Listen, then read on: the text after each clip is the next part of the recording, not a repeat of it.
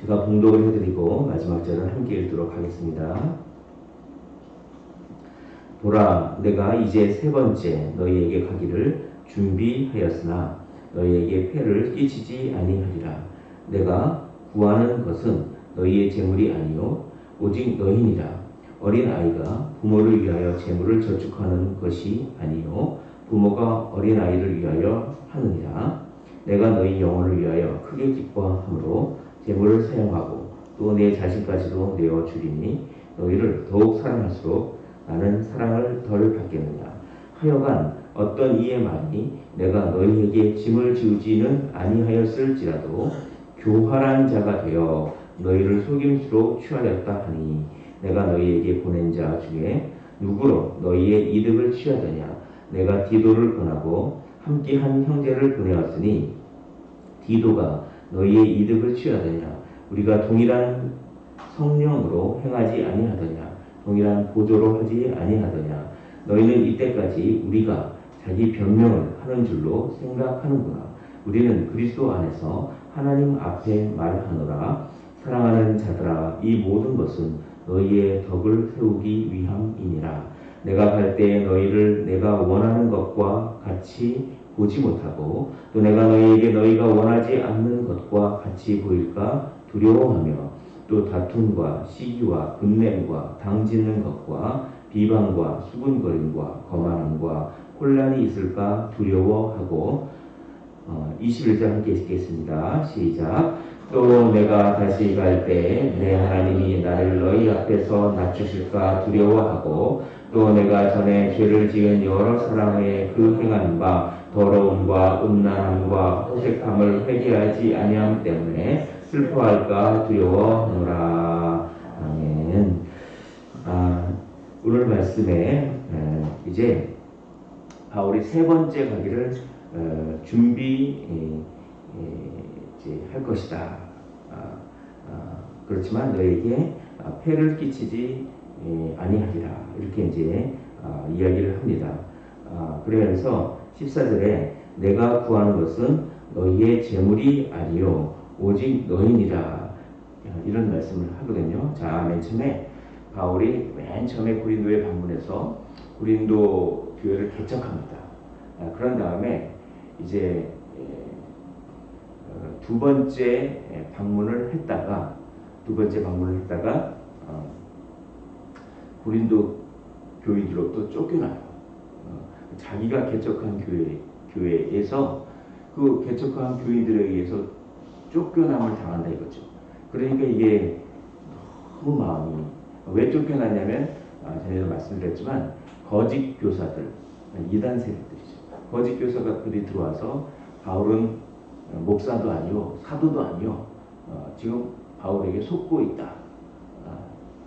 이런 식으로 여기에 이제 미혹돼가지고 이렇게 쫓겨났습니다.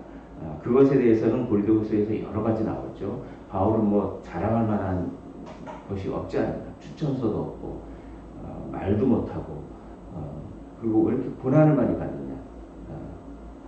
그러면서 자신들이 전하는 복음은 아주 복을 받는 복음이고 우리는 말도 잘하고 하면서 자신을 높이고 바울은 깎아내리면서 이제 그렇게 했다가 눈물의 편지라고 하는 편지를 씁니다. 그 편지는 고린도 전서와 고린도 후서 사이에 쓰여진 편지예요. 그러니까 바울이 고린도 전서를 쓰기 이전에 편지를 한 번 더 보냅니다. 그래서 고린도 교회 편지를 총 4번 보냈는데 맨 첫 번째 편지, 두 번째 편지가 고린도 전서, 세 번째 편지가 눈물의 편지, 네 번째 편지가 이 고린도 후서입니다. 그 중에서 첫 번째 편지와 세 번째 편지인 눈물의 편지, 이 두 편지는 지금 남아있지 않습니다. 지금 고린도 전서와 고린도 후서만 남아있는 것이죠. 자, 그래서 이제 눈물의 편지를 쓰자 많은 사람들이 회개를 했습니다. 그런데 일부 교인들은 여전히 아직도 회개하지 않고 바울을 의심하고 적대하고 있었습니다.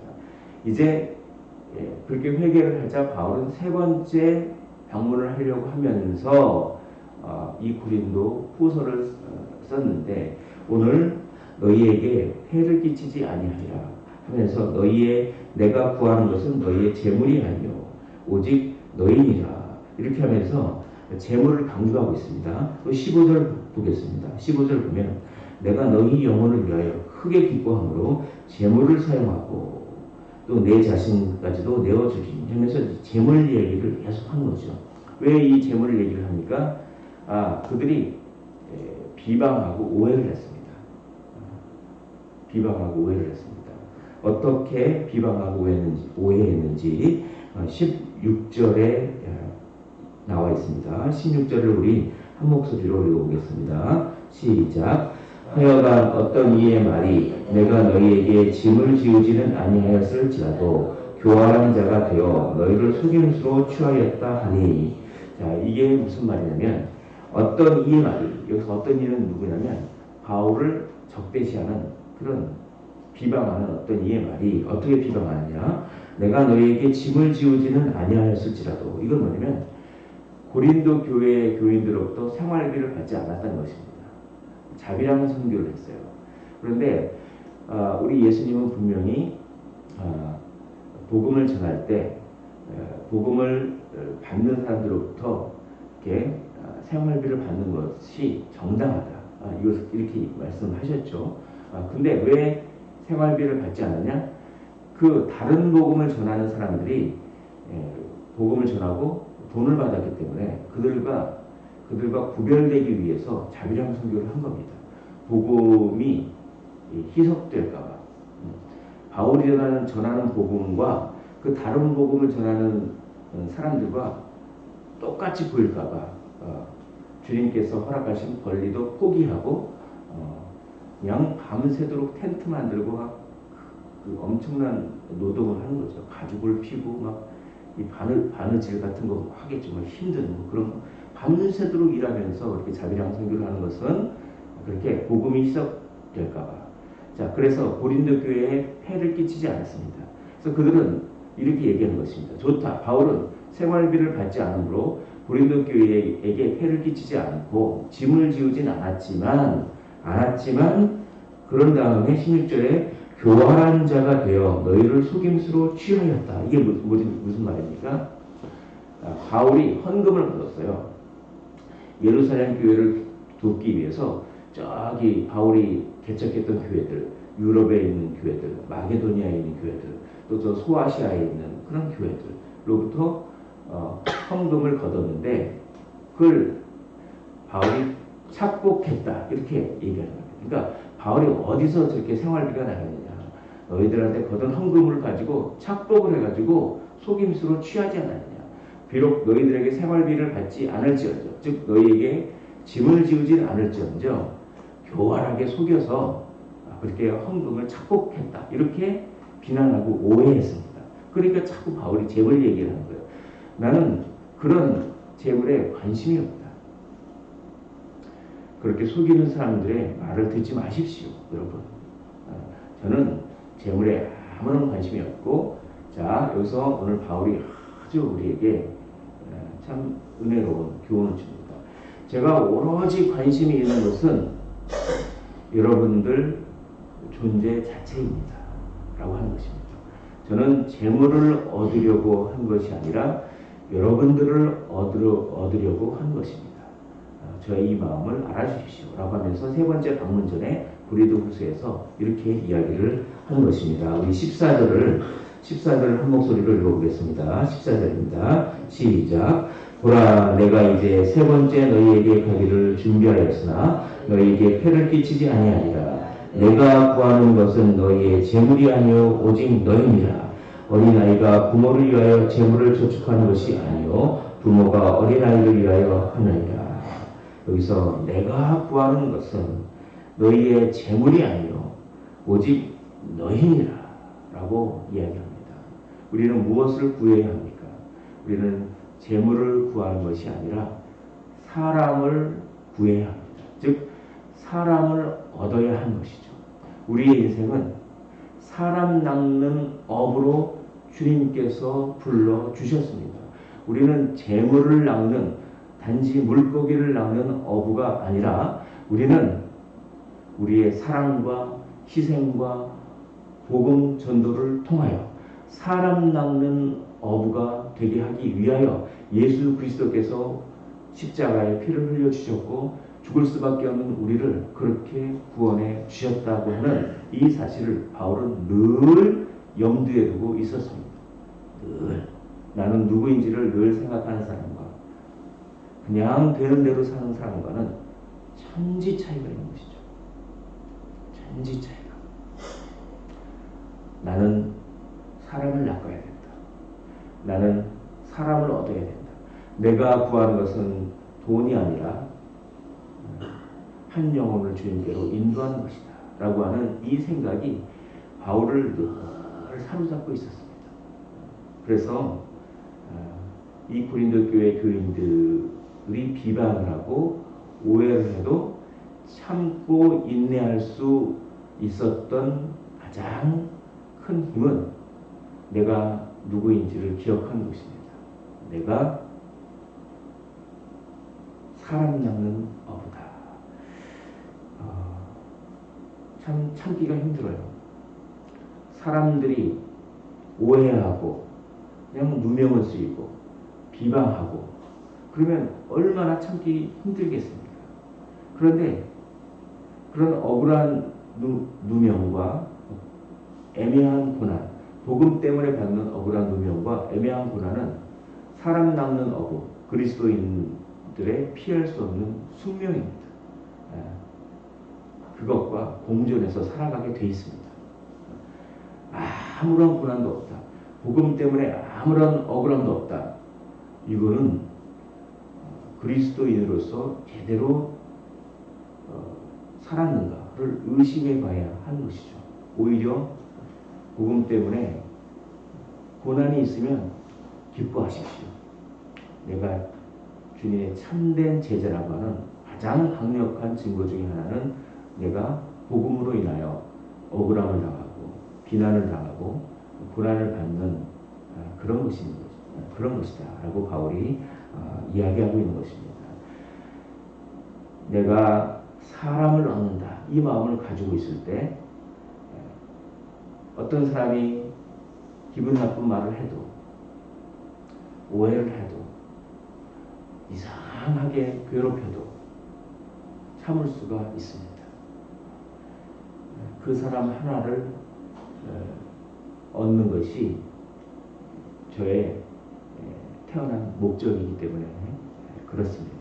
그런데 사탄은 우리의 삶의 목적을 우선순위를 뒤바뀌어 버립니다.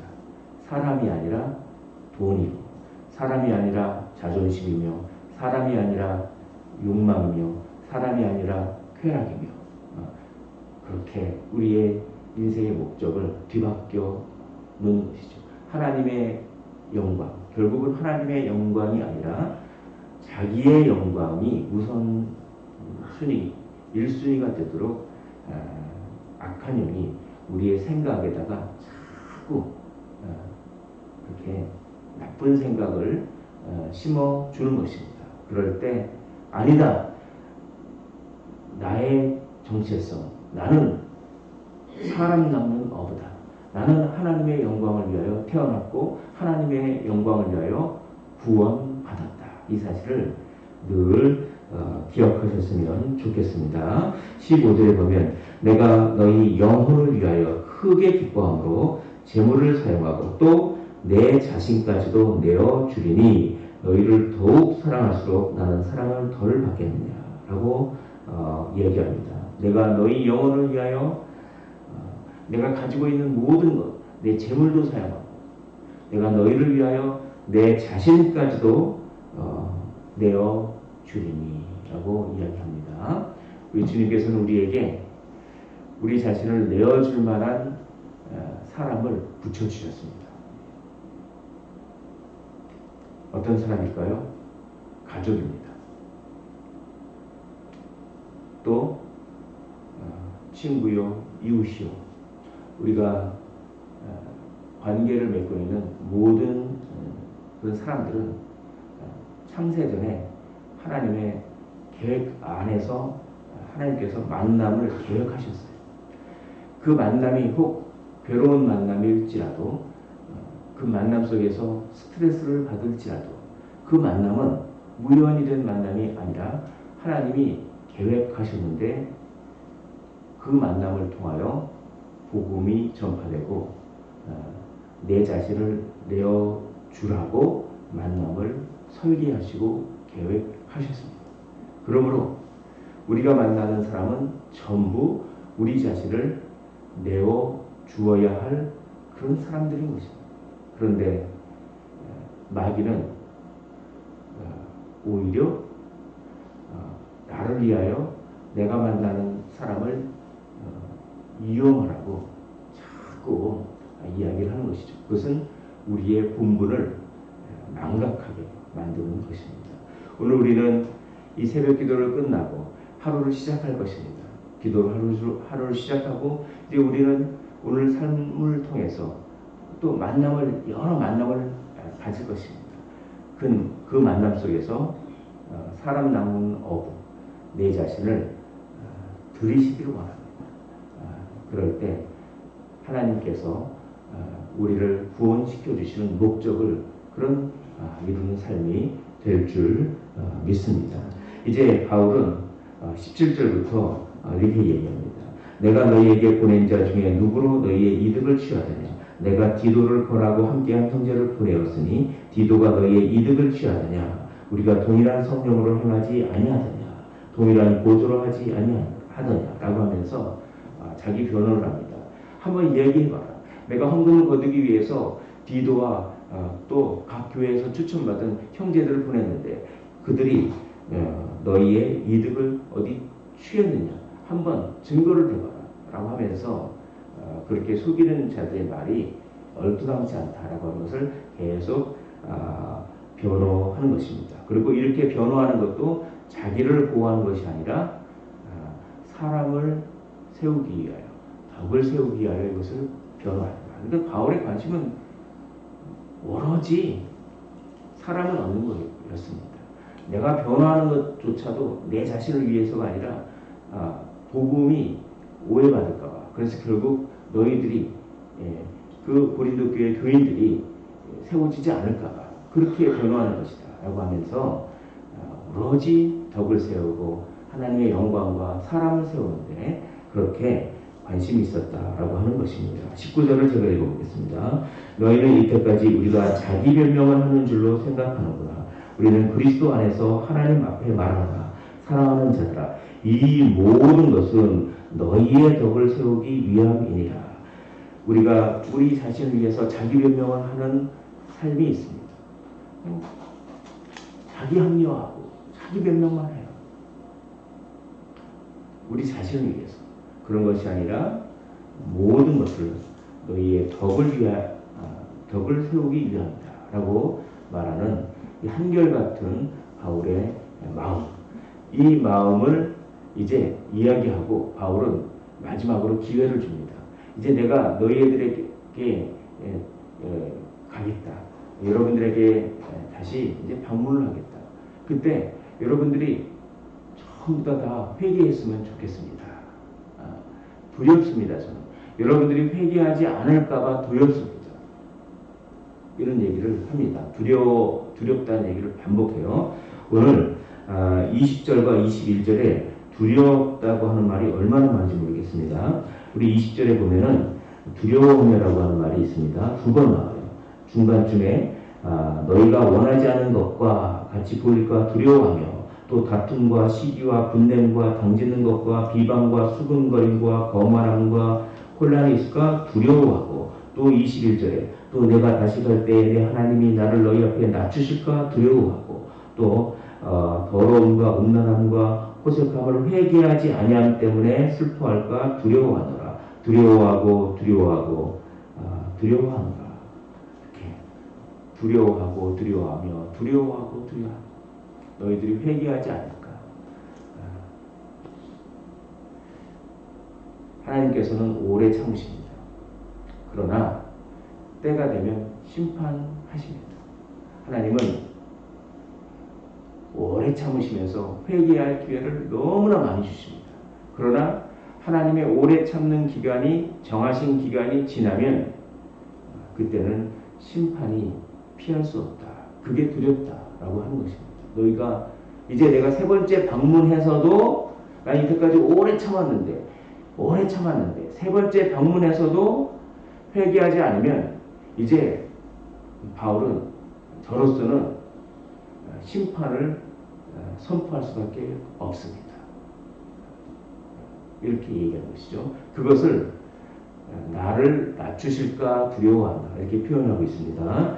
오늘 21절을 한번 제가 전반부를 읽어보겠습니다.